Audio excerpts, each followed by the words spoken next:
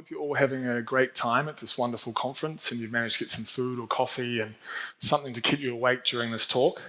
I'm Nathan. I'm one of the co-founders of Fraudio. We are a payment fraud detection business with our headquarters in Amsterdam. And I'm here to talk to you about the dark side of fast and easy onboarding.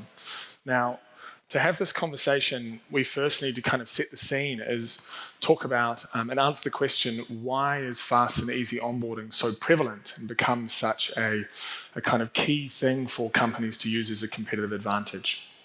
So in the past years, there has been increased competition in the merchant services marketplace. So this is merchant acquirers, payment facilitators, and also PSPs, gateways as well, but specifically in merchant acquiring, it's really heated up. And the reason is there's a huge amount of money and new entrants that have come into this market. So the money has come from all areas. You've had VCs getting behind new entrants or even doing growth rounds with Yoko, SaltPay, the checkout round as well. You've had private equity who have made an entrant as well. So the Mango Pay acquisition, they are here. Molly also had Blackstone and GA invest in the business. And then also you've had sovereign wealth funds. So Checkout was invested heavily in their really big $40 billion round by sovereign wealth funds. And finally, the incumbent banks are not giving up and abdicating this space. So Deutsche Bank bought Better Payments, JP Morgan has bought 49% of Viva Wallet, so there's just a huge amount of funding that's come into the space. All the reports I looked at said that basically between 2017 and 2021, it's between 2 and 3 times the investment of the prior period of time. So that money has to go towards something. You have to grow. It's all about customer acquisition, having the biggest portfolio of customers. So the investors are trying to ride this tidal wave of fintech investment, which is reaping the benefits of moving from a cash society to cashless, right? And COVID was really an accelerant for this to happen. Secondly, companies moving into the underserved markets. There's so many markets that really didn't have good payment infrastructure, and that has changed significantly in recent years. You've then got new technology or new regulation changes. So open banking, obviously a huge one in Europe that's led to a lot of money kind of coming into the space, as well as in Latin America, and consolidation. I used to work as an investment banker, and one of the crazy things about payments is how fragmented it still remains. You know, there is no Google or Facebook or Apple of payments. It's very localized, it's very fragmented. There is a big opportunity for this kind of roll-up, so investors are getting far more aggressively into this space. So this money has led to a lot more innovation. And what does that mean? What are these companies actually been able to do? What are the vectors or the levers that they can pull? So the first one is product or payment innovation. So adding new features, products, adding new payment methods. This is possible, but it's hard. It takes a lot of building. Engineers have been hard to come by, and it takes a long time. The second one is they've been able to reduce price. This is negative game theory. It's not great for the industry, and it's just a race to the bottom. So this is kind of something that a lot of companies are avoiding trying to do. The final one is you make it faster and easier for people to join your company. Right? You reduce the friction and attract more clients because the network effect and the economies of scale as an acquirer, this begets more customers. So this is something that many have lent into. Stripe, Square, many others are now able to get merchants live within minutes. And so to do so, they've really reduced that friction. And again, because of game theory, this has kind of forced everyone else to try and join this race, this gold rush, to try and claim the merchants and win that space and take the market share to justify these heady valuations that they've been given and the absurd amounts of money that have kind of flowed in. So that's the macro level kind of rationale of why fast and easy onboarding has become such a big thing in our industry. So what have these companies actually done to speed up onboarding? They've digitized the application process. Even though it is still strict and pretty regulated, they have reduced the amount of information required to get live by an order of magnitude. And they've automated a lot of parts of the processes. So they've brought in rules or algorithms and tried to really automate some of that flow. And so this is something that has led to lower barriers for people to kind of get up and running. So here come the fraudsters. The fraud market is fascinating. I don't know how many of you are really active in this. I think it is one of the most pure play kind of capitalist markets there are, where the amounts of money that can be made are absurd. And the barriers to starting are almost none. There's no you don't have to get a license to become a fraudster. It's quite the opposite, right? So I was reading one of the magazines that's in the foyer that was, one of the articles was, the fraud epidemic will not go away. And it had a statistic that said 1 in 5 major businesses in the US had a fraud event in the last 12 months that lost them $50 million. So these are just astronomical figures. 70% of fraud are organised crime groups. It's not a level playing field. These organisations, which they are, companies, do not have to do payroll taxes. They don't have to do bureaucratic processes that we all have to do to grow our businesses and try and get things done. They have data science teams. They are back solving your rules. They are probing. They are figuring out where vulnerabilities are. They're incredibly intelligent. Our CEO used to work in cybersecurity, and when he would go to cybersecurity conferences, the companies that make viruses, which are often associated with the other industry players, he knows, would come up to our CEO and offer him 3 to 4 times the salary he was getting to join the dark side. He never did. So it's a very lucrative business, right? And so this is a very, very difficult thing to combat, right? They're highly, highly motivated. If you add friction, if you make it difficult, they kind of move like water. They're looking for a path of least resistance, and they're very, very nimble. So there's a type of fraud that I'm going to talk about today that has really proliferated because of fast and easy onboarding, and that is merchant-initiated fraud. Who is familiar with this topic? Can you put your hand up if so? Wow, okay. Good thing I'm talking then. 3. So merchant-initiated fraud is actually where the merchant is the fraudster.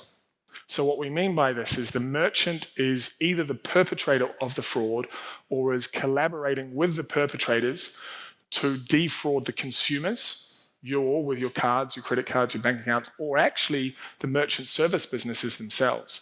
So the PayFacs and the acquirers. Now, why is this important? If a merchant commits fraud, has a whole bunch of money go through their account, gets paid that out and disappears, flies off to some island somewhere with no extradition treaty, then it's actually the merchant acquirer or the payment facilitator who is legally obliged to reimburse those consumers. And because of fast and easy onboarding, this has proliferated. We see it so much now. They find ways to get through the door. And the lower the barrier, the easier it is for them. We see across all of our clients, in their portfolio of merchants, there's something like 600,000 merchants in our portfolio. 3% of new merchants opened up end up being fraudsters. And if you do not shut them down in a timely manner, the losses can actually blow out into the millions. So what are the ways of doing this? How do they actually get through? They are able to set up fake merchant accounts with acquirers or PayFacs with fake identities, synthetic or stolen. They're able to pay people to be UBOs. It costs about €1,000 in the UK and about 10,000 in the US to pay someone to be a UBO. I don't know why it's so cheap in the UK. Could be that the time to open a business is next to none. They can blackmail existing merchants. We've seen this before, blackmail existing merchants into letting them to run stolen cards through the system or have a certain percentage because you want to wash bad transactions with good, right? It makes sense that you won't trigger alerts. They can coerce them. They can buy legitimate businesses. If you have all this cash, you have suitcases of cash sitting around, you turn up at someone's house and say, hey, your little t-shirt business, I'll give you 200,000 cash for it, right? Some people can't. Like, a lot of fraud is opportunistic. A lot of people who do fraud do not see themselves as bad people, right? Or they can just open a legitimate business themselves, which we also see happen sometimes as well. So this can result in pretty large losses. A lot of companies that we see do not have sophisticated solutions in place for combating this. They often have old rules-based systems, and the fraudsters are actually trying to back-solve those. We have seen cases where the losses to the merchant acquirers and the PayFacs from this are in the hundreds of thousands within days to a week, and if they weren't stopped in a timely manner, this would blow out into millions. So, really, it can get quite bad quite quickly. So, I'm going to use an analogy here to explain the current dynamic and how you can actually combat it to give the players. So, bear with me. Imagine you've got a bunch of discotheques or clubs in a row. These are the acquirers, right? They're trying to get people to come into their club, make it look like it's a really fun time, spend money, have fun so other people come in as well, right? The people on the street are the merchants. They're walking around looking which club looks the best, which one do I want to go to, where's everybody else, right? Because that's a good place to go, the virtue signaling. The doormen are the underwriters. These are the people who are checking on the door. Now, how can you get your club to be full? Right? You can tell the doorman, just pat them once or twice and just make sure there's no big gun or bazooka on their back and let them in. You then have security inside the rooms. They are the risk ops teams, the fraud ops teams. They're walking around. When a club gets full, they're struggling to move around and actually see where the bad actors are. What are the second order effects of having this dynamic of everyone lining up and rushing into some clubs? Bad actors get in. They always do. The second one is if you only have kind of risk ops teams in place manually running around and checking this, they are overwhelmed. You cannot scale this. You can't scale that club. There is another way. And the way that we see most effective is if you have sophisticated technology in all the different rooms, monitoring the situation, looking for patterns of bad actors. When they spot something, they alert the people. You don't get rid of the people. You still need them. They are really important to this. They are alerted to where this is happening. They go to the situation. They're given information on what's happening, what to look for, and they remove the bad actor and harmony is restored to the club. Right? This is in effect how it happens. You have to separate the door from the rooms, and this is what a lot of people we don't see doing effectively. How many of you have played around with these generative AI products or technologies that have come out the last 3 months, like ChatGPT-4, the Lambda one that's coming out from Google, DALL-E? Can I have a show of hands? Okay, good. It's about 60%. That's better than I thought, and that's really good. So these are being used by fraudsters already to do really sophisticated phishing attacks, scams, fake customer service. You can build a bot to pretend to be your bank's customer service. Like, it's wild where this stuff is going to go. So you have to fight fire with fire. Fraud is a game of cat and mouse. The fraudsters are always one step ahead. And so to fight this, you need to work with the latest in AI and machine learning. You need analytics and alerts, but you also need to make sure you have people who are trained and educated on how to use this to best protect organizations and stay ahead of fraudsters. Finally, if you can work with vendors who use network effects, so we pool all clients' data so that if we see an emergent fraud pattern somewhere in real time, this is affecting the protection of our clients elsewhere. Network effects can be really powerful, whether it's data collaboration or clients that actually already do this. What does this actually allow for companies to do? It enables scalability in fraud teams. If they have the insights and control, I will never advocate for getting rid of fraud teams. It's like there's often this fear-driven thing with people around AI and machine learning, and technology has always enabled humans to be better and to do more wonderful things and have more leisure time, in effect, right? And so this is the same thing where if they have the insights and control to make good decisions and move from like a rules-based order to a decision-based order, with this being the input, they're in a much better situation. So we have one client whose transaction volume grew 7x while their fraud team stayed exactly the same times. And the ROI for them with using this kind of setup was 8 times the predicted fraud losses based on what they've been losing in the past. And they're yet to lose any money to this merchant-initiated fraud since moving this way. They've doubled the countries they're in and they've launched a lot more products. So often I see fraud detection businesses as kind of like HR or compliance or legal. You're kind of seen as like the annoying people who slow things down. I think that is the wrong way to look at it. I believe that good fraud detection strategy, good fraud detection products, is actually a growth enabling strategy. If companies go into a new market or launch a new product and have issues with having kind of existential fraud happening, it ends up going from fast and easy to slow and incredibly hard as you kind of get that in control, right? So the handbrake kind of comes on to people's growth.